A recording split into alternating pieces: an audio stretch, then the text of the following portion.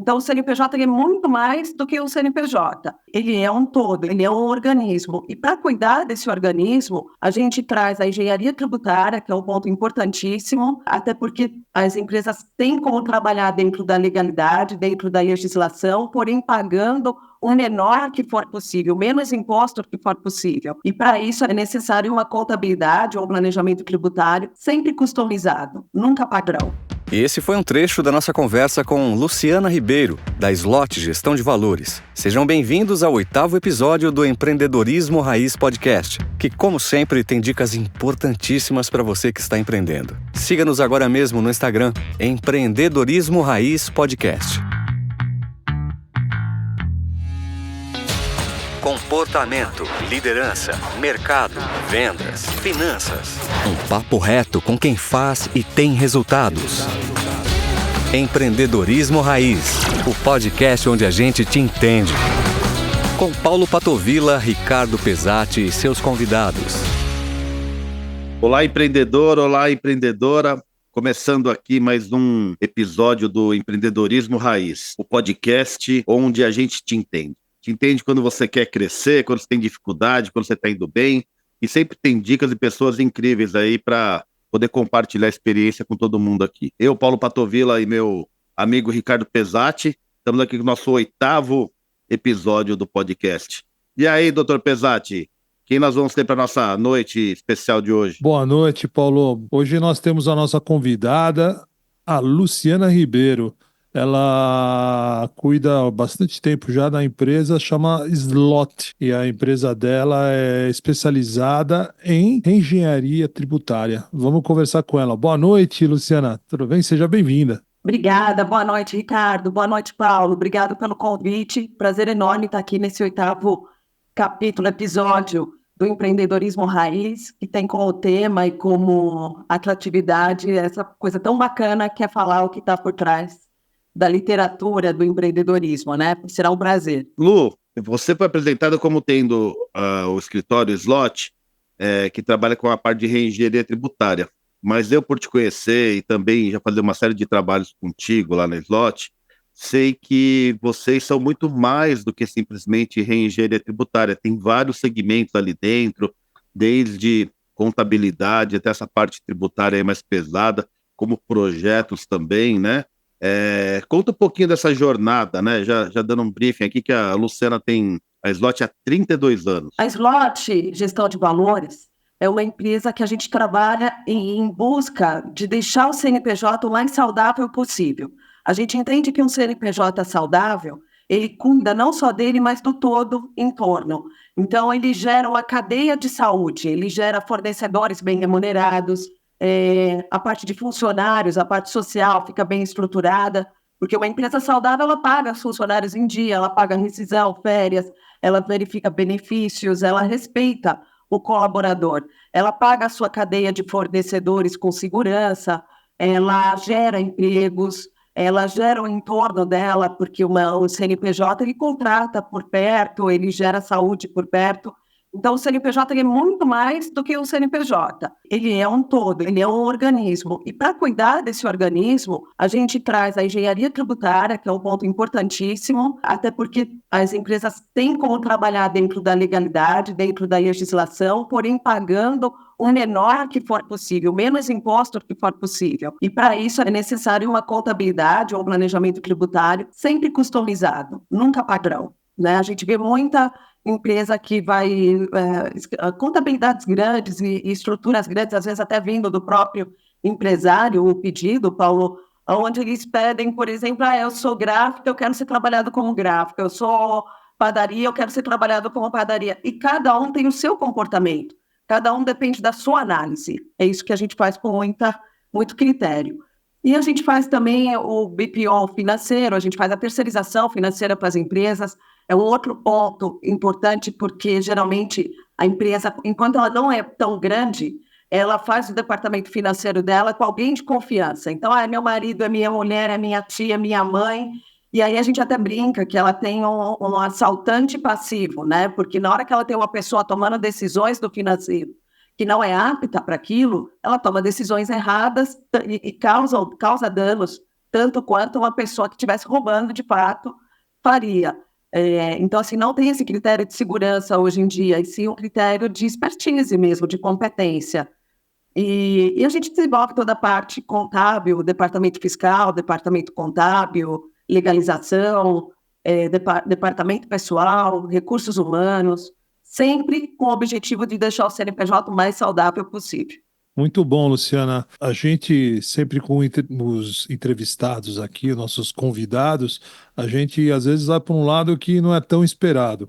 Você está falando muito do CNPJ, só que aqui no empreendedorismo raiz a gente fala muito de comportamento e sempre atrás de um CNPJ tem um CPF, tem vários CPFs, né? E como você vê esse trabalho de você facilitando a vida dos CPFs? O que você enxerga que é a parte que é o maior ponto de ajudar realmente as pessoas, né? A gente ajuda a empresa, vai ali, melhora um custo, melhora uma situação de despesa, né? Reduz o valor a pagar ou busca um valor que foi pagar maior.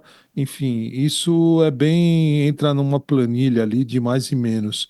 Mas a gente sabe que o trabalho que você faz tem uma amplitude muito maior em cima também das pessoas. Onde você vê que você consegue ajudar as pessoas com isso? Atrás de CNPJ sempre tem CPF, né, Ricardo? É muito isso. E o CNPJ, ele não pode ser só uma ponte para você receber dinheiro. Você tem que entender ele com uma extensão. Ele é uma parte, é uma decisão, ele é uma parte da tua vida, né? E ele precisa ser alimentado. E quando ele é alimentado e cuidado, ele retorna para esse CPF estabilidade, segurança. Quem nunca ouviu falar de um empreendedor bacana, um empreendedor raiz, trabalhador pra caramba, que faz um monte de coisa e que está empipinado com impostos, perdendo a noite de sono, recebendo ação trabalhista porque não está remunerando os funcionários como deveria remunerar, ou dentro das regras tão difíceis que são as regras de CLT brasileira, né? Então, assim, a consequência é em cima do CPF, entendeu? Então, na hora que você deixa o CNPJ saudável, o sócio tem estabilidade, tem segurança, tem projeção de crescimento. Ao invés dele dormir com uma empresa em crise, ele acorda com uma empresa que está prosperando, que está captando no mercado, que vai crescer e tal. Ele tem uma relação saudável com os funcionários, ele não chega naquela empresa pesado, que não quer olhar no olho do funcionário que não recebeu. Assim, quem passa por isso e quem nunca passou, né, que eu não conheço, é muito difícil. Então, você ter a empresa saudável é trazer para o sócio a vida saudável também e a segurança financeira, porque o sócio, diferente do empregado, a estrutura dele de vida está ali dentro. Por mais que ele desfrute, que ele ganhe, às vezes um pouco, ele ganha mais, ele tem uma autonomia financeira, alguma coisa, mas os riscos são todos em cima dele.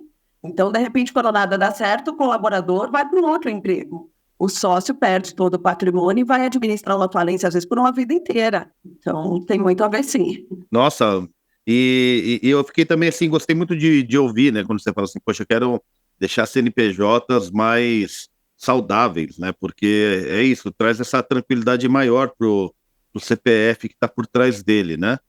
E eu imagino, Luciana, e não só imagino, como sei, né? Porque eu também tenho feito alguns trabalhos aí contigo, que você encontra cada coisa aí que deve ser de arrepiar os cabelos, né? Assim, de chegar numa realidade da empresa, o empresário está super preocupado com toda a situação tributária dele, não sabe, recolhendo um valor que ele considera absurdo, e realmente é absurdo em termos de porcentagem, de percentual do que ele paga, e quando você vai lá, levanta tudo, não precisava ser daquela forma. Conta alguns casos para gente, assim, até para nosso empreendedor raiz, às vezes se vê nessa situação de que não precisava estar pagando o que ele paga. Conta que caso você tem achado por aí. Conta algumas coisas para gente. Aparecem muitos casos, né? Aparece caso de empresa que atua com vários segmentos, por exemplo, e ela se comporta como uma única empresa.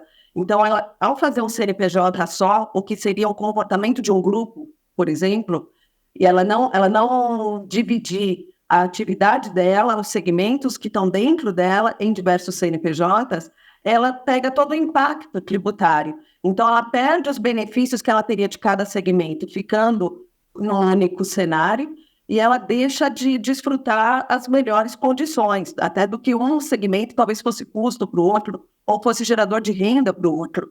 Então, a centralizar a ideia do CNPJ é uma coisa que não funciona muito bem para a tributação brasileira. A gente tem como fama que a tributação brasileira é uma das mais altas possíveis, só que a gente tem o nosso tributário com muita regra, com muita possibilidade.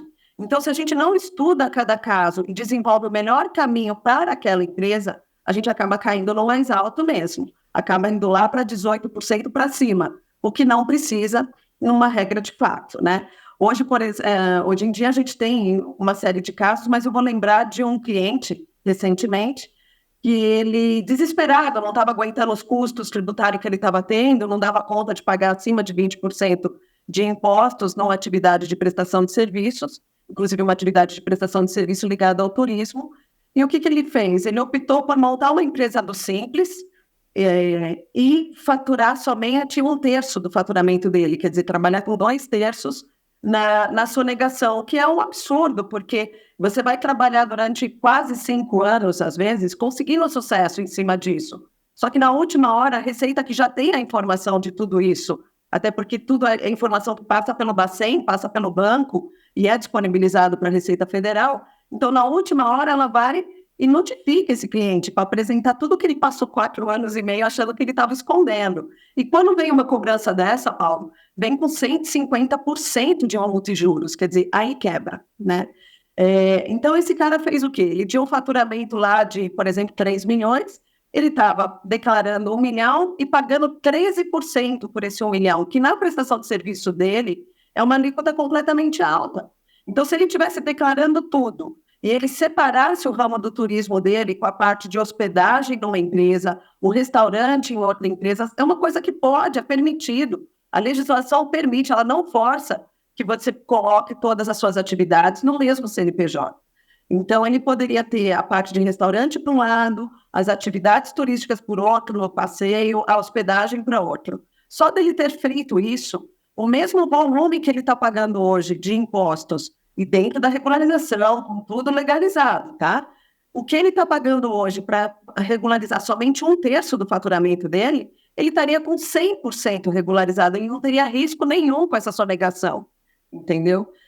Então, assim, é desesperador olhar para isso. Olhar para o empresário que tem tanto medo de ser fiscalizado, sendo que ele poderia estar trabalhando de forma transparente e sem medo nenhum, olhar para uma estrutura que foi plantada no mercado de que empresa do Simples e empresa de lucro presumido pode ter uma contabilidade de qualquer jeito que não vai ser fiscalizada, não é verdade.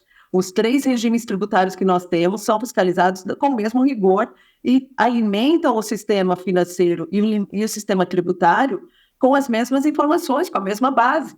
Então, não existe esse oculto de forma segura, né? Quer mais um exemplo, além desse do turismo? Quero. Vai falando. Tô ficando com medo. Mas em breve você vai ver, Ricardo, já vai ouvir esse podcast, ele vai falar, é alguém parecido comigo, e ele vai tomar atitude. Tem muitos casos em empresas grandes que trabalham optante pelo lucro real e que elas cedem para vários fornecedores que pedem para trabalhar sem nota, dando um desconto de 10%, dando um desconto de 20%. E aí o empresário se acha o máximo. Ele fala, eu estou levando vantagem, eu estou contratando esse cara sem nota, e ele me dá um descontão de 20%. E ele não observa que cada nota que ele trouxesse para dentro da empresa dele, a redução nos impostos seria de 32%. Esse CPF aí não deve estar dormindo direito, né? Então, ele está perdendo dinheiro, entendeu? E muito, né? O fato dele não pegar a nota fiscal do fornecedor por um desconto abaixo de 30% não vale a pena, se ele for uma empresa de lucro real. Então, são culturas que circulam no mercado e que levam as empresas a pagamento de muito mais impostos. Eu atendi uma empresa no ramo de transportes e que ela exatamente era uma empresa de lucro real e ela trabalhava ela não dava a devida atenção para o departamento financeiro dela. Era feito o departamento financeiro, como a gente começou conversando, Ricardo, pela esposa e os sobrinhos. Ela tinha uma administração completamente familiar mesmo, assim, era um núcleo. Eles se cuidavam, eles tinham uma grande preocupação se ninguém estava roubando. Então, assim, o faturamento entrou todo na conta, para eles bastavam. E a gente não pagou ninguém de forma indevida, para eles bastavam. E eles não classificavam essas despesas, eles não usavam das informações financeiras fazendo um demonstrativo de resultados, fazendo um fluxo de caixa, classificando de forma correta o que tinha que classificar. Então, quando eu assumi a empresa, e tributariamente a gente pode sempre recontabilizar uma empresa nos últimos 5 anos, tá? Então, quando eu assumi a empresa e vi isso que estava acontecendo, quer dizer, a empresa de lucro real, que cada despesa que ela fosse reconhecer de forma correta na contabilidade dela, ela teria uma dedução do imposto de 32%, ela estava simplesmente perdendo, porque tudo eles lançavam como despesas gerais. Porque para eles bastava, eles não queriam classificar. Na hora que a gente começou a classificar tudo isso era uma empresa que já estava o casal separado para tentar proteger os bens no nome de um e o outro segurar a falência que estava vindo, cheio de ações trabalhistas, tinham que pagar todos os fornecedores à vista porque não tinha mais crédito no mercado, e era uma família de espanhóis, eu lembro muito disso. E aí o que aconteceu? Nós refizemos esses 5 anos, começamos por classificar esse financeiro, dando o devido nome a cada despesa, reconhecemos de forma correta na contabilidade. Na época, eles tinham um consultor que fez para eles um planejamento de uma recuperação administrativa, que é uma recuperação que ela tem praticamente o comportamento de uma recuperação judicial, só que dentro dos meios administrativos, eles tinham uma meta de recuperação de 6 anos e meio. Esse trabalho fez a recuperação deles em 1 ano e meio. E nos outros 6 meses, para o segundo ano, para completar o segundo ano, eles compraram a empresa vizinha. E eu me lembro muito dessa situação, porque o dono da empresa, o espanhol, na época ele não queria falar que as coisas estavam bem. Ele achava na cabeça dele que se as coisas estivessem bem, os funcionários iam pedir aumento. Então ele falava que continuava tudo ruim. Só que cada final de semana que ele aparecia, ele tinha feito um procedimento estético diferente. E um dia, numa reunião, até o funcionário falou, poxa, mas como que não está nada bem se você está cheio de plástica, né? E esse caso ficou muito marcado para mim.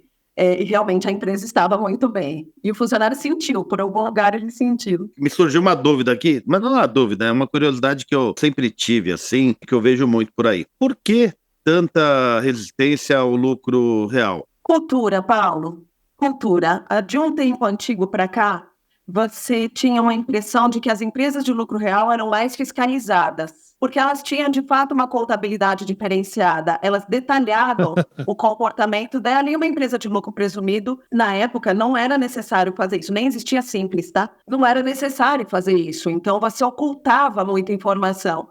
Mas, por um país que passou pela inflação que nós passamos, né? A gente ia dormir e acordava com 42% de inflação.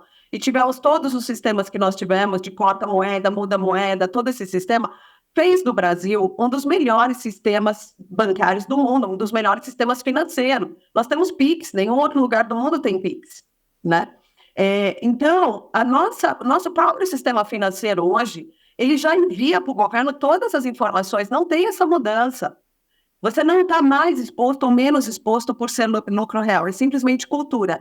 E te falo até algo a mais, Paulo. Você está menos exposto até, porque quando o governo recebe as declarações, e para quem não sabe, e adora falar, meu contador não faz nada, eu só emito uma notinha. Não, é verdade. Se você emitir uma notinha, ou 20 notinhas, ou 50 notinhas, o seu contador tem, em média, 30 declarações para enviar para o governo por ano. Tá bom? O que muda ele vai enviar do mesmo jeito, o que muda é a qualidade das informações que ele põe dentro dessas declarações.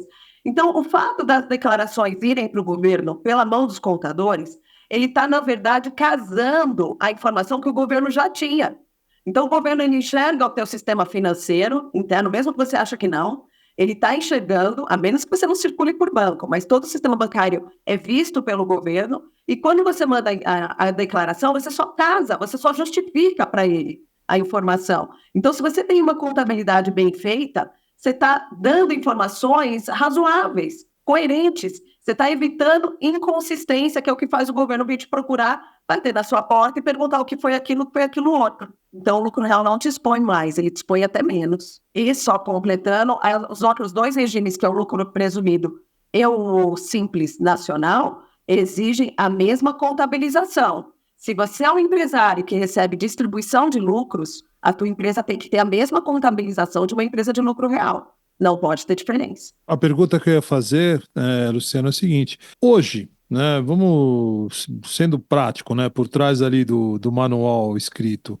Qual o valor de faturamento, por exemplo, uma empresa de comércio começa a ser mais interessante ir para o lucro real em detrimento do simples? Você tem essa ideia? Isso é possível de dizer? A partir de quanto, né, Ricardo? Uma empresa a partir de R$ 100.000, R$ 150.000 vale a pena. Vale a pena sim. Agora, mais importante, às vezes empresas menores até, Ricardo, que aí depende do estudo customizado, tá? O mais importante é tirar da cabeça do empresário que o CNPJ seja centralizador. O que eu quero dizer? Você tem uma empresa que entrega móveis. Hoje eu tive um caso disso. Eu vou trazer os meus casos da cabeça, tá? Opa, vamos Você tem lá. uma empresa que vende móveis. E aí você trabalha isso num CNPJ só. Então, você fica muito sem condição de trabalho. Para essa empresa, ela pode, e de fato ela tem esse comportamento, ela pode ter um outro segmento, ela pode ter um outro CNPJ, uma parte da empresa dela separada, ela pode compor um grupo. E uma perna desse grupo faz a montagem de móveis. A outra perna desse grupo faz o planejamento do móvel. E a outra perna faz o móvel e entrega, vende para a pessoa, leva lá de caminhãozinho e faz. Quer dizer, a gente está falando numa possibilidade de 3 CNPJs, cada um usufruindo do seu benefício. Porque na hora que eu trabalho tudo isso com a venda do móvel, eu deixei de dar o benefício para quem fez o projeto, queria pagar muito menos só para a prefeitura, não envolve Estado, não envolve nada disso. Na hora que eu ponho o montador dentro da mesma empresa, também tirei os benefícios daquela atividade. Então, por que não segmentar? Por que medo de ter CNPJ? Entendeu? E pagar 10, pagar, sei lá, 12, 14 no simples, para tudo. Então, esse exemplo, por exemplo, né, esse caso, ele tá com veio para a gente com uma tributação de 16%. 16, tá. Porque, olha só, ele está pagando 16% sobre o faturamento total. 30% dele é a parte da criação, é prestação de serviço, ele poderia estar lá 8% numa outra empresa. Os outros 20% dele é a montagem. Ele poderia estar 6% numa outra empresa estruturada. Então, ele ia pagar 16% sobre uma fatia de 50% e não sobre o total. Olha a diferença aí aparecendo, entendeu? E dentro da regra, dentro do jogo. O que não é dentro do jogo é você não faturar receita. Isso não é dentro do jogo. Agora, faturar e segmentar. E ainda se beneficiando das notas fiscais de entrada na matéria-prima de alguns insumos, né? Deve ter alguma coisa aí. Exato. Bem interessante. O recado, Ricardo, ele segue para dois lados. Ele segue para o empreendedor, que precisa perder medo de ter mais do que um CNPJ, que precisa abrir os dados dele para que contadores façam estudos. Contadores não são mais guarda-livro. A função do contador não é fornecer declaração para o governo. A função do contador é gerar dados confiáveis para o empreendedor tomar decisões. E aí isso precisa ficar quebrado. Os dados do empreendedor, ele não sai daquela pessoa da sua confiança do financeiro. Ele não sai do quanto você está faturando. Eu tenho uma empresa que eu atendi durante 16 anos no ramo de colocação de mão de obra, sabe? Quando faz limpeza, porteiro. E eles faziam muitas concessionárias, várias concessionárias. E o dono da empresa falava, não, no meu dinheiro só eu que mexo. O máximo que eu passo é para o pessoal pagar as contas, mas a receita sou eu que mexo. E eu vinha há tempos com a sensação de que ele estava com a precificação errada. E o que acabou acontecendo nessa empresa? Ele não abria os números de maneira nenhuma. Realmente ele estava com a precificação errada, ele tinha bons clientes que pagavam em dia, mas o preço que ele estava dando para ter aqueles clientes não pagava o custo dele. E como dentro da estrutura financeira dele a receita não enxergava a despesa e a despesa não enxergava a receita, ele não tinha como solucionar isso. Ele foi indo de ano em ano, chegou ao ponto que ele teve que vender essa empresa a preço de banana, e uma funcionária extremamente bacana, envolvida, ela sim era empreendedora daquele negócio, porque ela tinha amor pelo aquele CNPJ. Ela não estava depredando aquele CNPJ. Ela montou uma outra empresa igual, e se deu muito bem, está ótima no mercado hoje. Os anos, ela não foi atrás dos clientes dele. Ela simplesmente deixou de cometer os erros que ela via ele cometendo, que era de centralizar a informação. Então, isso é muito comum.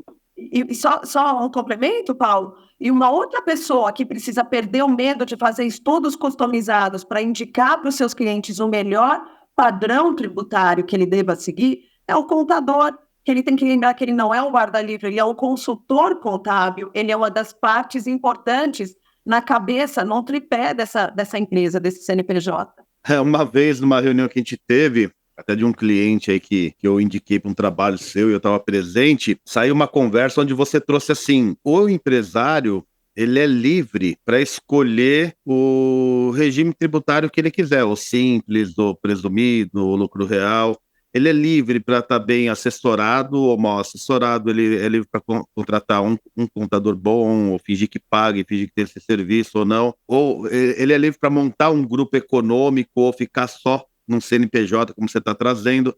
Mas no que o governo aposta? Ele aposta assim, só existe uma hipótese que é a melhor hipótese, onde ele vai pagar menos de imposto. Qualquer outra hipótese diferente daquela melhor, o empresário ele vai pagar mais. Então, eu acredito que o governo aposte nisso. Ele não vai se assessorar como ele pode, ele talvez não faça essa melhor escolha e ele vai acabar pagando mais. E se ele não pagar mais, ele vai acabar sonegando e a gente vai ficar vendo aqui. Se nos interessar em algum momento, a gente vai lá e questiona, e ele dança. Da onde você tirou toda essa expertise aí para poder ir lá e abrir essa caixa de Pandora para poder fazer tudo isso? Porque eu conheço uma série de contadores, assim, com todo respeito ao contador, que não tem essa experiência, não tem essa expertise de fazer essa reengenharia tributária, de abrir tudo isso daí, de entender como as coisas funcionam para achar essa melhor linha. Como você faz essa reengenharia tributária? De onde veio isso? Bem, da gente não ter medo dentro da Slot, nós não temos medo do lucro real. É muito comum você encontrar escritórios de contabilidade que só quer trabalhar com empresa do Simples, só quer trabalhar com empresa lucro presumido, como se fosse uma geração maior de trabalho pelo lucro real, né? É uma geração maior de trabalho, Paulo, porque é a possibilidade de você poder enxergar a empresa como um todo, você realmente enxerga a alma da empresa fazendo uma contabilidade boa. Dentro da Slot, a gente faz a mesma contabilização do lucro real para o presumido e para o Simples. Não existe essa de não fechar balanço porque a empresa é do Simples. Porque se eu me acomodar nesse lugar, eu não vou enxergar as possibilidades que essa empresa tem de uso, entendeu? Eu preciso enxergar a empresa completamente aberta para poder ajudar esse empresário a gente buscar os melhores caminhos. Uma reunião que até nós fizemos juntos, né, Paulo? Acho que foi uma que marcou bastante a gente lá no começo. A empresa era optante pelo lucro real, ela ficava num galpão sensacional, maravilhoso, cheio de maquinário, mas eram maquinários já antigos.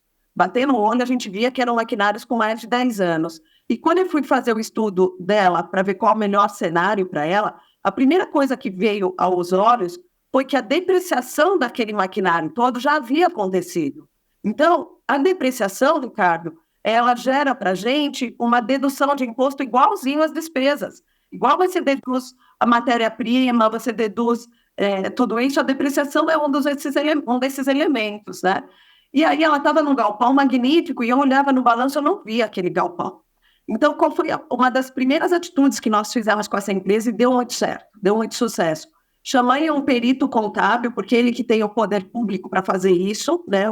Ele que tem autonomia para poder fazer isso.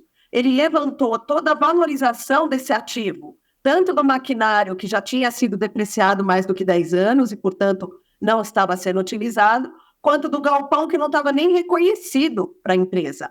Através do laudo do perito contábil, nós reconhecemos tudo isso na contabilidade, levantamos o patrimônio dessa empresa para negociações comerciais, porque na hora que um fornecedor enxerga um patrimônio alto, a negociação, as taxas, os prazos são muito melhores, e trouxemos tudo isso para ser usado por mais 5 anos na empresa. Então, nós reconhecemos mais 5 anos de uma depreciação gigantesca que estava jogada fora. Quer dizer, se eu não me debruço no lucro real ou numa forma de pensar como lucro real, Paulo, eu não vou enxergar isso. Não tem nenhum segredo além disso, entendeu? Mais uma pergunta aqui, Luciana. A gente agora está nesse momento, né, de transição para o novo regime tributário, está em andamento.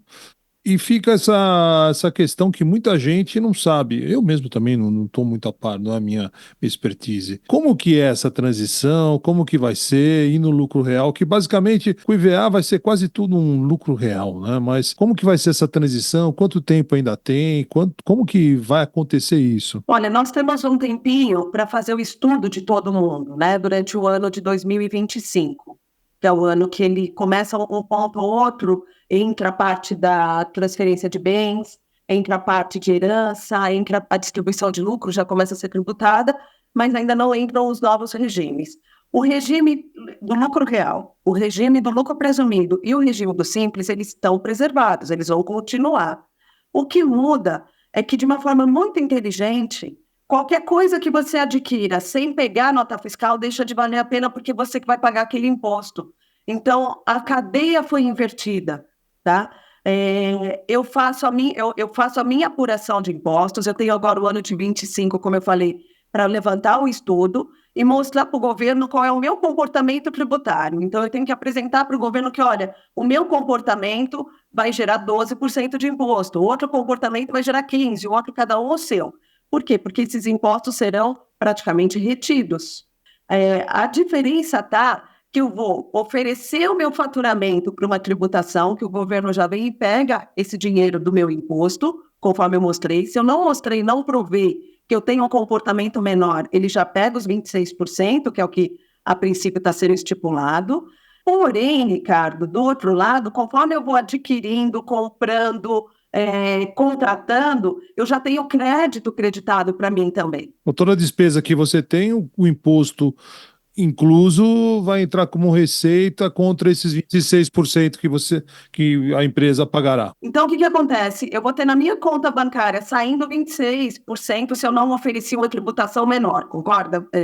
Eu tenho esse prazo para oferecer uma tributação menor. Então, eu faturei 100, o governo vem e pega 26. Se eu não mostrar as notas fiscais que eu comprei, se eu não comprar com nota fiscal, eu não vou ter o crédito na minha conta amortizando esses 26. E aí eu vou peitar isso sozinha. Não faz sentido. Agora, para uma empresa, por exemplo, que está no lucro real e que ela está numa situação de prejuízo, uma empresa aí que está deficitária, conforme ela compra as coisas dela com nota fiscal, ela contrata os profissionais, a prestação de serviço, tudo com nota fiscal, ela pode até gerar uma situação dentro da conta dela credora. Talvez você vai fazer um fluxo de caixa, um capital de giro, não com o banco, mas com a sua carga tributária que você pegou nota fiscal do fornecedor, que antes você deixava ele sem te dar nota fiscal por 10% de desconto. Então, acabou essa cadeia. Da sonegação, acabou essa cadeia. Não faz sentido. Não tem inteligência empresarial por trás de você contratar sem nota fiscal mais. E o prazo para entrar esses 26% é gradativo, né? Não é tudo de uma vez. É gradativo, a gente entra fazendo, tem uma parte para o empresário que ele precisa ficar de olho, que ele vai ter um tempo aí de 3 ou 4 anos fazendo os dois regimes, ele tem que mostrar a tributação nova e ele tem que ainda ir fazendo a antiga, mostrar nessa mesclagem, né? Entra por alguns impostos, depois por outros. Então, para as contabilidades, é praticamente o dobro do trabalho. As contabilidades não têm como absorver isso sem repassar o custo para o cliente, e o cliente precisa entender que se ele não fizer esse dobro ensaio, ele vai ter duas operações, duas formas de fazer nota fiscal, duas formas de fechar contrato, duas formas de apurar. Se ele não fizer isso, o que ele não vai pagar para o contador é um peixe pequeno, perto do tamanho do imposto que ele vai perder para o governo. Então, a reforma tributária não vem aumentando o imposto. Na maioria das vezes, ela diminui para quem estiver fazendo a lição de casa direito. Para quem está escondendo informação, vai levar 26% na cabeça. Caramba, 26% não é pouca coisa não, né, Lu? Luciana, é um pouquinho diferente disso, assim. Eu sei que você, num determinado momento, lá na Slot, viu que empresas de grande porte, elas tinham brecha dentro da parte tributária para incluir, para bancar projetos, né? Com a parte de impostos, ela poderia deixar de pagar um percentual de impostos, com esse dinheiro, colocar esse dinheiro em projetos que revertem para ela de alguma visibilidade aí de marketing, ou reverte num aspecto social. Conta um pouquinho disso, conta um pouquinho desse departamento também de projetos que você desenvolveu lá na Slot, que eu acho tão bacana. Obrigada, Paulo. Esse palate é um presente. Brilha aqui os olhos. O que acontece? A empresa ela tem por hábito pensar na sua divulgação, na sua comunicação, na sua publicidade como um custo. E isso pode acontecer a partir dos seus impostos. Então, nós temos projetos aprovados pela Prefeitura de São Paulo, por exemplo, né? Porque não são todas as prefeituras, mas são muitas. Estou falando de São Paulo, mas são quase todas, tá?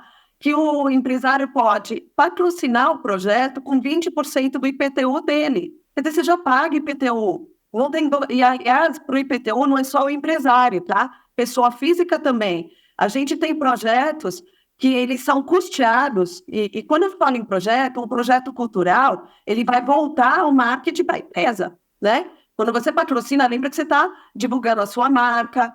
Hoje a gente tem a questão da ESG, a empresa participar de um sistema do bem, ela está envolvida com o meio ambiente, ela está envolvida não com o racismo, ela está envolvida com o reconhecimento da mulher. Quer dizer, você ser uma empresa do bem é extremamente importante você mostrar esse seu posicionamento. E aí a empresa, às vezes, não mostra que ela faz parte dessa cultura, pensando que ela vai gastar dinheiro para fazer essa divulgação.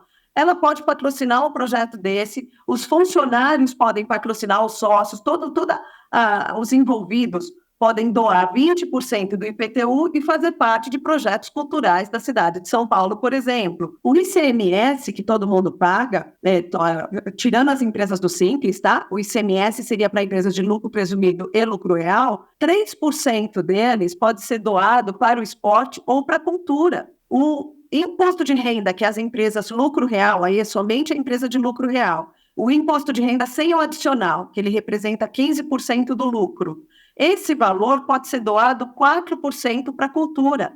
E isso é muito bacana, porque você tem empresas que estão envolvidas com projetos que envolvem criança, envolvem economia criativa, envolve tanta coisa, você pode ensinar tanta gente, mover tanta coisa para crescer num país desse, e às vezes a gente fica tão quieto em cima disso. Uma situação como a gente está vivendo, climática, as pessoas estão muito querendo saber o que fazer, né? O que fazer? Aí elas vão para a rede social e viram um debate político que também não leva a nada.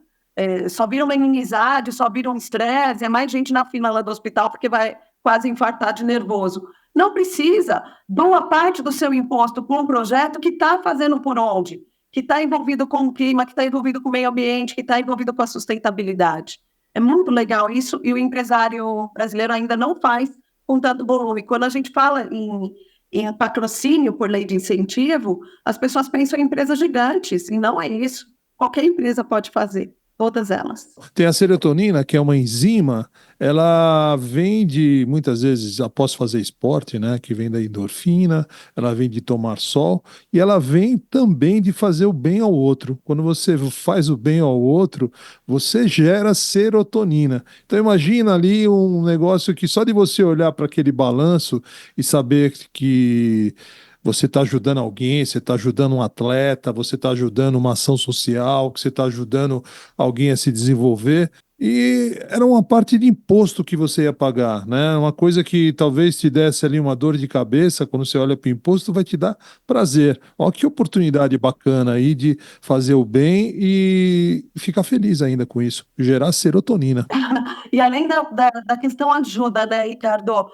Você vai em show, você frequenta, então é uma cadeia que é uma roda que gira, entendeu? Porque você vai ajudar com que aconteçam mais projetos bacanas. Eu estou atendendo um clube, e esse clube fez o quê? Uma sacação super boa. Ele escreveu os projetos que ele tinha, por exemplo, ele tinha lá o curso de balé. A apresentação do final do ano do balé, que aconteceu do curso, é um projeto. Então, ele escreveu a apresentação do balé, ele escreveu o campeonato do tênis, o que os próprios associados participavam, pagando da mensalidade, ele escreveu como projeto. Então, ele começou a fazer de forma gratuita para o associado. Então, os shows que tem no clube, o carnaval que tem no clube que todo mundo adora, as competições, então vem desde você fazer a aula de tênis durante o ano todo até a competição no fim do ano, vem desde a aula de balé durante o ano até a apresentação do fim do ano. E sabe como que está custeado agora, que ficou zero para os associados? 20% do IPTU de todo mundo. Então, o associado que já pagava IPTU, doando 20% para o projeto do clube, passou a desfrutar ele das coisas que ele pagava mais na mensalidade de forma gratuita. E o IPTU ele já está pagando, anyway, tá ali, tá saindo do bolso dele. É só, olha, dos 20% que eu paguei, vai pro tênis lá do clube. Que bacana. Essa história ficou sensacional. Foi uma das organizações que mais me deu prazer de acompanhar, fazer. Foi uma baita sacada bacana. E, ó, de novo, né? É o fato de chamar um especialista para ir lá entender o que está por trás, que está dentro da regra e executar o que está dentro da regra. Né? Então, tem até um comportamento empreendedor dentro da busca de informações, que é consulta especialista para obter assessoria técnica ou empresarial. Então, assim, ou comercial. Então, assim, é o empreendedor exercer a parte dele de busca de informações e achar alguém que realmente faz um trabalho diferente para poder achar o que não é utilizado. Né? Então, olha que dica fantástica, tanto essa do IPTU, como da própria empresa, como ir lá e reclassificar. Uma coisa que eu ouvi de um empresário na sua frente foi ele falando assim: poxa, se eu soubesse disso antes, né? Nossa, eu não busquei antes um negócio desse porque eu não tinha confiança de abrir meus números, eu não tinha confiança de falar disso. Então, assim, muitas vezes o empresário nem tem a confiança de ir lá, de achar alguém que ele possa mostrar o que está acontecendo, abrir lá a situação dele para entender essa melhor forma, né? É muito bem colocado, Paulo. E às vezes o empresário, ele busca só economia, né? Então, ao pagar uma estrutura contábil barata, o profissional ele vai ser o mesmo, ele teve a mesma formação, a mesma base. Mas se ele está cedendo em fazer uma estrutura tão barata, ele não vai conseguir desenvolver tudo isso para você. E quem sai perdendo é você, porque impossível que você buscando uma consultoria elevada, bacana, potente, que tenha condições de te dar esse respaldo todo, o ganho que você vai ter no marketing, o ganho que você vai ter tributário, o ganho que você vai ter em segurança e não passar por fiscalizações absurdas, multas absurdas, é muito maior. Eu pego empresas, muitas vezes, com financiamentos absurdos diante do governo. Acho que a gente já viu isso junto, né, Paulo? Você chega num cliente, Ricardo, ele está com aquele monte de refinanciamento. Pronamp do Pronamp do Pronamp. Ele fiz um, ele fiz dois, ele fiz três, ele está todo empipinado. Aí ele vai pagando para tirar a certidão negativa, passa no contrato, daqui a pouco ele não paga de novo, aquela situação toda. Aí você pega e olha dos últimos 5 anos para ele, que ele está endividado porque ele ofereceu uma carga tributária para o governo, por exemplo, de 20%. E, na realidade, com a engenharia tributária dele, a carga tributária dele, de fato, era uma carga de 8%. Na hora que você retifica isso, por exemplo, quantas vezes a dívida deixa de existir? Porque você só vai virar para o governo e falar: governo, eu errei. Eu falei para você que eu te devia 2 milhões e, na verdade, eu te devo 400 mil. E eu já paguei esses 400 mil nos parcelamentos para esses 2 milhões que nunca existiram. Por exemplo, quantas vezes, Ricardo, eu não assisti isso? Então, quer dizer, a economia que ele fez antes valeu a pena? Não valeu. Entendeu? Então, acho que tanto o setor, o ramo contábil hoje tem que enxergar sua importância na vida de um CNPJ saudável, quanto o empresário tem que valorizar esse papel para que tenha um CNPJ saudável. Porque quando você vai operar o coração, você vai atrás do melhor, né? É por aí. Diz que um empreendedor de sucesso, ele anda com um bom advogado de um lado e um bom contador do outro, né? Aliás, um empreendedor de sucesso, ele não tem medo de chamar pessoas que saibam mais que ele, né? Muitas vezes o que atrapalha as pessoas é se sentir inseguro de chamar alguém que saiba mais que ele. Né? Então, não, a contabilidade eu vou fazer, a publicidade eu vou fazer, o marketing eu mesmo faço, o desenho eu mesmo faço, eu vou fazer tudo, né? Vai fazer uma mudança, não chama um engenheiro, não chama um arquiteto, não chama, né? Vai fazendo sempre ele mesmo.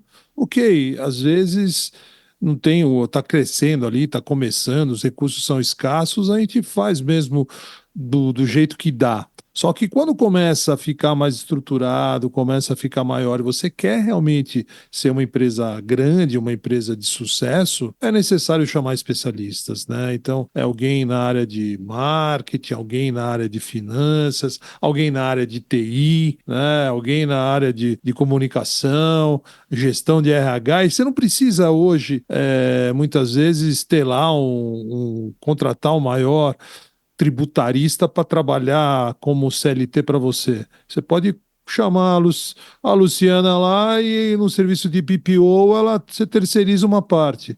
Você precisa ter um mago do marketing para fazer o marketing para você. Você pode chamar uma boa agência e vai pagar um FII mensal para ela. Assim como ter alguém que chame para falar de recursos humanos, né? Gente para te ajudar em vendas. Tem muita gente boa para a gente contratar hoje, né? E eu vejo as pessoas muitas vezes perdendo oportunidades valiosas, perdendo a coisa que é mais importante na vida de qualquer um, perdendo tempo. Porque ela fica ali patinando, patinando, patinando, passa 1, 2, 3 anos e não sai do lugar. Sendo que se ela tivesse tomado a decisão de, por exemplo, chamar a Luciana para falar lá dos impostos, ela podia estar em outro lugar hoje e não chamou e está até hoje patinando, né? Isso só fala em engenharia financeira. A gente tem N assuntos que o empresário pode ir atrás. Indo nessa sua linha, tem muita gente boa no mercado, Ricardo. Tem muita empresa bacana, sabe? Tem muita coisa. Vai no mesmo caminho de não centralizar. Do mesmo jeito que você não pode correr do lucro real e bater a cabeça só no simples, que muitas vezes ele não é o melhor caminho, né? Você não pode também correr e querer fazer todas as coisas. Se eu for, depois desses 32 anos, aconselhar o empresário, eu vou dizer para você fazer muito bem, se dedicar o máximo possível ao que você faz bem. E passa o que você não é bom para frente, porque você perde muito tempo e erra muito fazendo o que você não é bom. Ninguém é bom em tudo, não existe.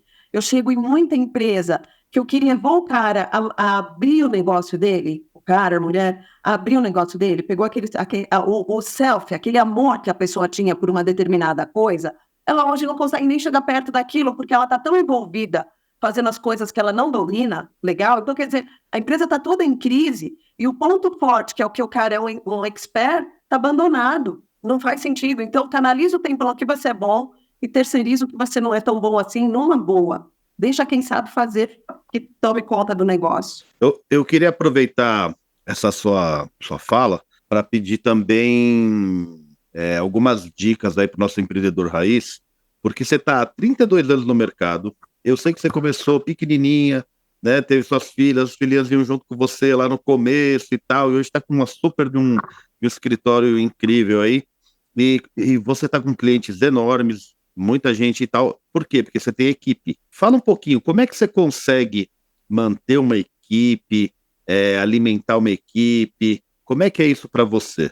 Né? Como que você trabalha esse desenvolvimento de pessoas lá dentro? A Slot, nesse ponto, funciona de um jeito muito bacana. É uma equipe incrível, sensacional. A gente tem uma cultura forte, participativa, antes de mais nada. Então, eu não ganho sozinha, a Slot não ganha sozinha. A gente tem uma administração participativa, onde todo mundo faz parte dos lucros, dos ganhos. Isso dá um engajamento e um pertencimento muito bom para a empresa. Nós não seguramos informação, todo mundo tem acesso às informações da empresa, ao conteúdo da empresa. Trabalhamos com tudo sempre. Para o nosso ramo, a gente trabalha roteirizado, mas eu quero dizer que é trabalhar com informação aberta para as pessoas terem noção aonde ela está na empresa, até onde ela pode crescer, qual é o plano de carreira dela, qual é o investimento que ela pode fazer de crescimento, e trabalhar com transparência, realmente com transparência. A gente está lidando com pessoas, e aquela máxima, né? Quando estiver diante de um ser humano, lembre que ele é um ser humano. Então, assim, eles são respeitados, a equipe é respeitada, a equipe é ouvida, a equipe tem mando, elas têm voz ativa, elas participam do processo como um todo e funciona. Funciona. Na hora que você trabalha de uma forma transparente e divide, o mais importante, dividir, que ninguém ganha sozinho, ninguém faz nada sozinho. Do mesmo jeito que eles estão comigo para as conquistas, eles estão comigo para desfrutar das conquistas, né? E quando vêm os problemas e existem, a gente também está junto, a gente também se une. Isso é muito bacana. Então, eu trabalho pela transparência. E sou muito grata, Paulo, se eu cheguei onde eu cheguei, acho que eu estou num lugar de conforto e de estabilidade. Eu cheguei graças à equipe que me acompanhou esses anos todos. Pessoas leais, pessoas super verdadeiras. Nossa, muito bacana. Qual o tamanho dessa equipe hoje? Hoje nós somos 30 pessoas internas e temos mais os colaboradores externos que a gente bate aí a gente chega a umas 50 pessoas com as pessoas que estão nas empresas. Uma contabilidade de 50 pessoas é bem relevante. Isso dá relevância para o trabalho que você faz. Você não está ali brincando, você sabe muito bem o que você está fazendo há 32 anos. Nós temos algumas coisas, Ricardo, que são muito importantes para criar esse alicerce. Por exemplo, na Slot, nós não contratamos ninguém acima de ninguém se eu tiver qualquer pessoa na escala que esteja pronta para o cargo. Então, eu só vou buscar alguém acima para um cargo de chefia se nenhum deles estiver vindo pronto para assumir aquilo. Então, a gente respeita essa escala da evolução, de forma que eles estão sempre se preparando, e com isso todos ganham, né? Eles estão sempre se preparando para ser promovido. Eles não deixam o rabicho para trás, a gente não tem aquela situação de, eu não posso promover você, porque só você sabe fazer isso. Quem vai fazer no seu lugar? Então, está tudo sempre roteirizado, está sempre descrito para que outro possa assumir o teu lugar. Então, cada pessoa dentro da Slot prepara um lugar dela para ela ser substituída e sabe que ela só cresce quando alguém faz o que ela faz. Isso, para a gente, é um mantra, sabe? Tem várias pesquisas que mostram, né, que o salário em si não é o fator primordial. O fato do colaborador ele ter um ambiente de trabalho saudável, ter um ambiente de trabalho de respeito, ele vê perspectivas de crescimento, vê uma série de coisas assim que ele ganha como adicional, né, essa participação nos resultados. Aí ele vai pensar em salário. Então, assim, até em termos de clima dentro da empresa, eu sei que eu já fui lá, tem uma cozinha, o Ricardo, é uma casa deliciosa ali no Alto de Pinheiros ali, e no Alto da Lapa, é uma casa deliciosa, e tem uma parte de cozinha com refeitório, cheio de plantas, e todo mundo almoça junto, tem uma cozinheira que é ótima, a comida é uma delícia, sempre que dá, marca a reunião 11h30, para meio-dia e meia tá almoçando lá, e aí tá todos os colaboradores almoçam ali juntos, que a comida é feita ali mesmo, e tem cliente, tem gente de fora. Então, assim, acaba virando uma família, né, Luciana? Esse clima é fantástico, né? É uma grande família e eles têm voz ativa, né? Assim, mesmo quando eu pego um projeto novo, é uma nova estruturação, eles participam. Eles entendem por que foi decidido, eles dão a opinião deles, a gente discute, é completamente transparente e integrativo. Isso é muito legal. Que é uma outra coisa, Ricardo, o empresário ele vem com muito medo. É muito comum segurar tudo que é informação, o funcionário não pode ver isso, não pode ver aquilo, não pode saber daquilo outro. Cara, você precisa crescer, você precisa estar solto, sabe? A informação precisa fluir para ela acontecer, né? É muito importante. Precisa ser leve. O que faz esse ambiente precisa ser leve. Muito legal. Exatamente. E bacana assim, é leve e é muito profissional com essa roteirização toda, com essa atualização toda, tem muita tecnologia presente ali, né, com essas... Como é que vocês fazem? Vocês vão atrás dessa informação, essa busca de novas tecnologias? Como é que é esse processo para você, Luciana, de estar sempre aí com novos sistemas e tal, para poder colocar nas empresas? Nós temos dois caminhos, Paulo. Desde 2004, a gente vem desenvolvendo um sistema próprio, que é um sistema que é um gerenciamento de tarefas, uma roteirização, e dentro dele a gente tem um sistema financeiro completamente automatizado, que integra tudo. Então, a gente tem o nosso sistema dentro da Slot, que é o sistema Visão. É um sistema que a gente, inclusive, disponibiliza no mercado. E também a gente busca muita ferramenta nova. Então, o que inventaram e é muito bom, a gente traz, acopla, a gente não fica reinventando a roda. Recentemente, a gente trouxe o robô de contabilização, que é de uma empresa de fora, uma empresa parceira, que a gente coloca o robô no extrato bancário como se ele fosse um usuário de consulta, um perfil de consulta do banco, e a gente configura, e ali vai contabilizando tudo em minutos. A gente contabiliza e replica aquela contabilidade para a empresa. Então, não tem mais digitação. Eu não vou receber papel, documento, né? Uma outra ferramenta que a gente foi buscar fora foi a captura de notas fiscais. Então, conforme o cliente está faturando ou adquirindo, eu já recebo a informação em tempo real. Então, meu cliente não vai separar a nota fiscal, mandar arquivo XML, mandar o motoboy buscar, chegar gente para digitar. A gente não tem nada desse processo. O nosso sistema Visão roteiriza tudo, faz com que cada colaborador nosso conheça o processo inteiro do trabalho. Ele evolui, ele cresce, ele vê o processo inteiro e ele vê que, poxa, de um roteiro de 50 tarefas, eu domino 6. O que eu preciso fazer para crescer? E aí ele vai fazendo mais, ele vai pedindo treinamento, ele vai pedindo orientação para o coordenador, ele pode pedir para se aventurar em outros departamentos para evoluir, e ele volta e consegue fazer mais 6, mais 4. Então, ele mostra que ele está pronto para uma promoção. Quando aparece uma vaga, ele é visto. Ele não está subordinado a um coordenador, fica falando que ele está melhor ou não. O sistema está avisando. O sistema avisa essa pessoa que está dando mais conta de fazer coisas do que ele fazia antes. Presta atenção nele. Então, nós temos os indicadores. Isso cria para a gente um ambiente dentro do escritório muito harmonioso, porque a gente não precisa ir nas pessoas para fazer cobrança verbal, que cria tanto desgaste. A gente senta na nossa cadeira, enxerga o sistema visão, que é a nossa visão mesmo, por isso do nome, é uma forma da gente ficar enxergando ali em que etapa cada trabalho está, como está. Ele avisa para a gente se vai estourar algum prazo, se alguém bobeou de algum jeito, dá tempo de todo mundo socorrer, quer dizer, o cliente não vai sentir esse impacto, esse colaborador é visto, todo mundo é visto nisso tudo, e a gente vai conversar com as pessoas para saber da vida, saber um pouco mais como a pessoa está, se ela está bem, se não está, brincar um pouquinho. Então, as nossas conversas dentro do escritório raramente precisam acontecer por cobrança de trabalho, e sim para saber com quem a gente trabalha, para saber daquele humano que está ali, que é muito legal, né? Então, dentro da Slot, a gente sabe onde a pessoa mora, com quem ela mora, se ela está feliz, se ela está bem casada. A gente tem a nossa sessão fofoca, que é muito importante, que é muito legal. E é importante isso. Segundo o Harari, o ser humano só evoluiu por causa da fofoca, né? Se não fosse isso, a gente não teria evoluído como espécie. Sapiens, o livro do Sapiens. É muito legal. No Sapiens, né? Esse livro é fantástico. Somos gente, né? A gente precisa se comportar como gente. A gente precisa se interessar pelo outro que trabalha com você. Isso é muito importante. E da forma que você falou aqui, Luciana, ficou muito claro os 3 níveis de liderança que compõem uma liderança eficaz. Porque, assim, uma liderança eficaz, ela tem 1/3 que é de convivência. Quer saber o nome do marido, saber do filho, saber se o filho está doente, se o filho está bem, como estão as coisas, como que está a vida da pessoa, o que ela gosta, o que ela não gosta, o time dela, se o time dela ontem perdeu, foi desclassificado, foi rebaixado, está ganhando campeão, enfim. A gente entender, cooperar, integrar, é toda uma parte de convivência, mas não é só isso, isso é 1/3.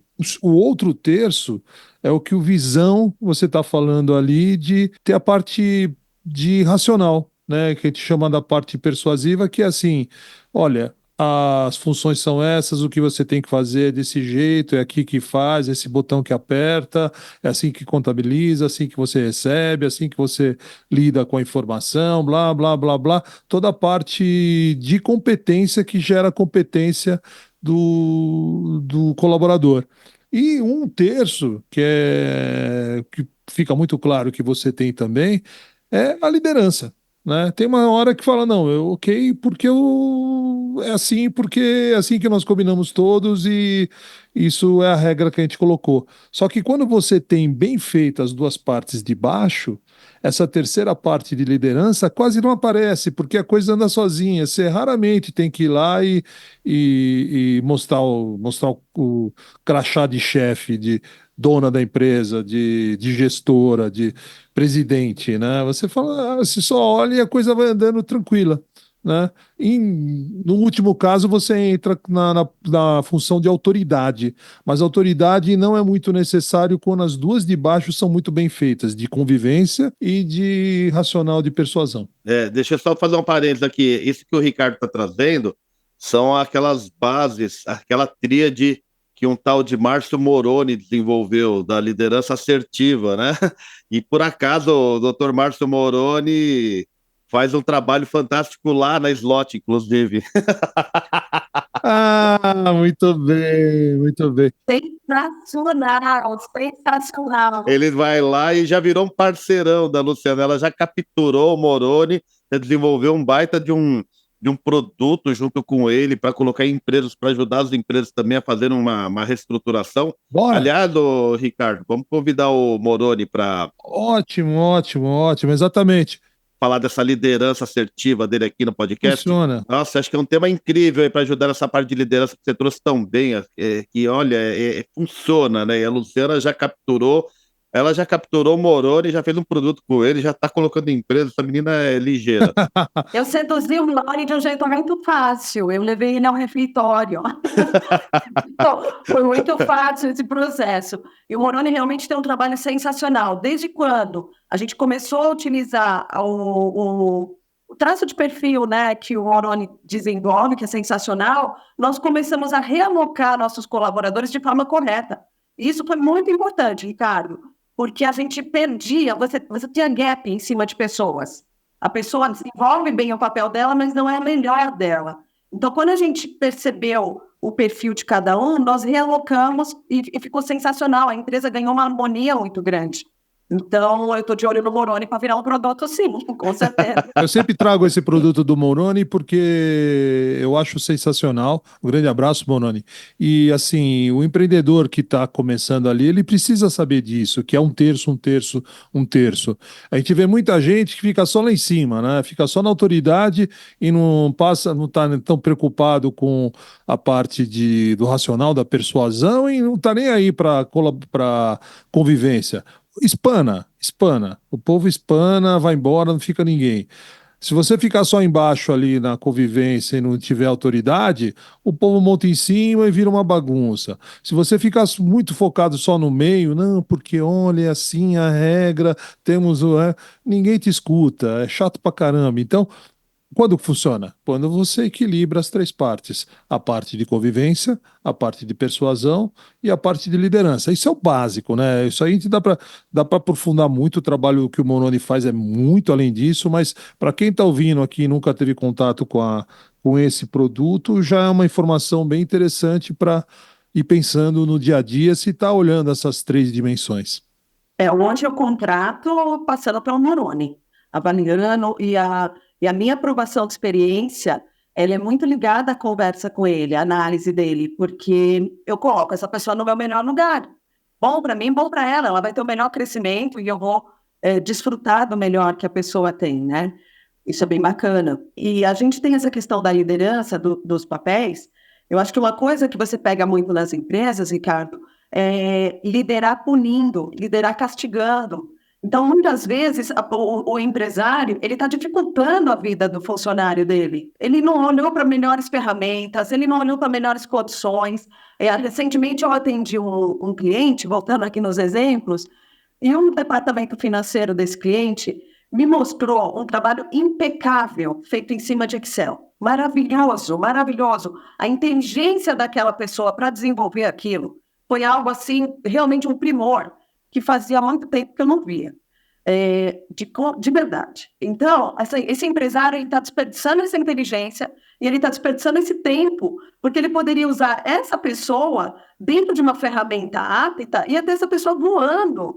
Ele ia desfrutar muito mais, a pessoa ia estar muito mais realizada, o trabalho ia acontecer de um jeito muito melhor. Então, quer dizer, na hora que o empresário senta a bunda na cadeira também e não faz o seu melhor ali, porque todo mundo tem um papel, né? O papel do empresário tem que ser exercido com muita seriedade, além de olhar quanto ele vai ganhar. Ele tem que entender que ele não pode crescer a empresa dele se financiando em cima de impostos não pagos, porque ele vai levar essa empresa para falência e todo mundo que acreditou nele, inclusive os funcionários, vão pagar esse preço. Ele tem uma responsabilidade pelo que ele prometeu vender para essas pessoas envolvidas. Ele tem que saber que é papel dele enxergar à frente, é papel dele ser um visionário, sim, buscar outras informações, e ele tem que ter gentileza e amor na gestão dele, porque senão o negócio pega, e uma hora se vira. Nossa, que uma fala fantástica aí para a gente, né, fazer um encerramento aí em alto nível, né? Luciana, parabéns, viu? Eu acho que foi assim, é uma jornada, né, de 32 anos, mas dá para ver por que você está dando tão certo, né? Você olha para as pessoas, você olha para o CNPJ sabendo que tem um CPF por trás, você olha para as empresas como um todo, vai atrás de novas tecnologias, trabalha o que você prega dentro do seu próprio negócio. Então, parabéns, né? Eu tô aqui, a Slot está voando, né? Fala um pouquinho, se alguém quiser saber mais sobre reengenharia tributária, quiser fazer algum tipo de análise do seu próprio negócio, será que eu estou na melhor situação possível? Ou até saber se quer fazer um projeto utilizando parte dos impostos, como que o pessoal pode entrar em contato contigo, Luciano? Olha, obrigada, Paulo, em primeiro lugar, toda a questão da gente estar junto aqui, né? Vamos chegar na hora de finalizar, mas vou falar um pouquinho antes desse caminho. A Slot está no Alto da Lapa, nós ficamos na Rua Marapuama, número 107, numa casa super gostosa, todo mundo é muito bem-vindo. E a gente falou tanto do refeitório que a gente serve café, a gente dá pipoca, a gente trata bem todo mundo, tá? Pode chegar que vai ser bem tratado. A Slot nós temos o telefone da Slot, que é 3835-7679, o site, quer dizer, a Slot está na rede social, a gente está no mercado. Trabalhamos com 2 CNPJs, trabalhamos com um grupo, a Slot é um grupo, como tanto eu falei para as pessoas aqui. Então, quando a gente trabalha projetos, nós somos a Slot Valores Sociais. E quando a gente trabalha em engenharia tributária, nós somos a Slot Gestão de Valores. Para fazer o levantamento, a gente faz um estudo apoiado muito na informação financeira da empresa, nos DREs que virão da contabilidade. A gente faz uma pesquisa dentro do ECAC, a gente pesquisa dentro da Receita Federal para ver qual a realidade que foi apresentada para o órgão e levanta um estudo que leva coisa de 10 dias, 15 dias no máximo. Sentamos com a empresa para poder apresentar a proposta e discutir com o empresário o que é possível, o que não é, o que é adaptável, o que não é adaptável, e chegamos juntos ao melhor modelo. Nós não tomamos a decisão sozinhos, a gente entende a dor e a vitalidade e o pulso da empresa, porque a gente precisa criar o melhor cenário tributário, sim, o melhor cenário econômico, sim, sem matar a vida da empresa. Ela precisa continuar pulsando. E para os projetos, no geral, as pessoas nos procuram trazendo o que é um projeto, mas ainda embrionário, ainda como um sonho.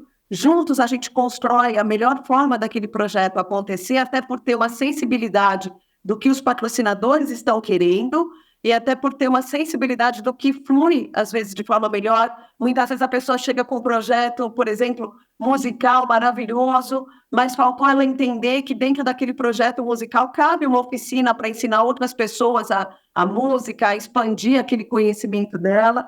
A gente trabalha na engenharia do projeto, partimos para inscrição nas leis de incentivo que melhor cabem, que pode ser PRONAC, pode ser PROAC, pode ser PROMAC, quer dizer, prefeitura, estado ou federal. Escrevemos, acompanhamos o projeto desde a gestão até a prestação de contas e participamos da captação. Então, muitas vezes nós indicamos o nosso rol de empresas para captação ou negociamos com patrocinadores que o próprio cliente tenha. É um desenvolvimento muito legal. Eu quero agradecer muito a oportunidade de ter estado aqui, foi um prazer, um bate-papo delicioso, Ricardo e Paulo. Paulo, é sempre um prazer te ver, é um parceiro de vida, um amigo, uma pessoa da jornada. Ricardo, prazer em conhecê-lo e daqui a pouco eu vou falar igualzinho, porque você vai ficar na vida também, se Deus quiser. E parabéns pelo trabalho, porque traz além da literatura, traz além dos cursos no sentido técnico, né? Esse espaço que vocês estão abrindo para os empresários e para os consultores é uma forma da gente trabalhar com os empresários e conversar com os empresários também com gente, também falando dos erros, dos acertos, dos medos, das conquistas, das derrotas, das vitórias, de tudo que tem por trás. Empreender nesse país é muito difícil, não é para qualquer um, tem que ter peito, tem que ter coragem para errar e para acertar, para colher e para arcar. E, acima de tudo, são pessoas de muita responsabilidade. Parabéns pelo trabalho de vocês. Obrigado mesmo pela oportunidade. Muito obrigado mesmo. É um prazer para nós tê-la aqui. Obrigado, Luciana. Obrigado de novo, né, Pesati? E fechamos aí com chave de ouro aí com a Luciana, dando essas dicas incríveis, tá? Você ouviu Empreendedorismo Raiz, o podcast onde a gente te entende. Siga-nos agora nas redes sociais. Empreendedorismo Raiz Podcast.